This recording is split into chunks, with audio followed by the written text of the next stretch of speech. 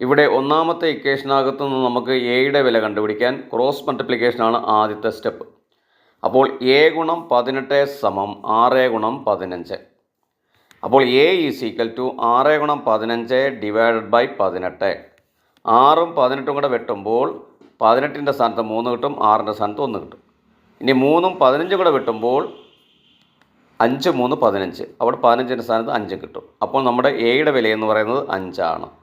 രണ്ടാമത്തെ ഇക്വേഷനകത്തു നിന്ന് നമുക്ക് എയുടെ വില കണ്ടുപിടിക്കാൻ ഇവിടെയും ക്രോസ് മൾട്ടിപ്ലിക്കേഷനാണ് ആദ്യം നടത്തേണ്ടത്.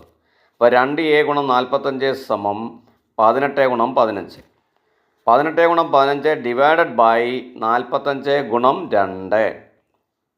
അപ്പം 2ഉം 18ഉം കൂടെ വെട്ടുമ്പോൾ 9 കിട്ടും. 45നെയും 15നെയും 5 കൊണ്ട് വെട്ടുമ്പോൾ 45ൻ്റെ സ്ഥാനത്ത് 9ഉം 15ൻ്റെ സ്ഥാനത്ത് 3ഉം കിട്ടും. പിന്നീട് നമുക്ക് 9ഉം 9ഉം വെട്ടിപ്പോവും, ക്യാൻസൽ ചെയ്ത് പോകും. പിന്നെ കിട്ടുന്ന സംഖ്യ എന്ന് പറയുന്നത് 3 ആണ്. അപ്പോൾ എയുടെ വില 3.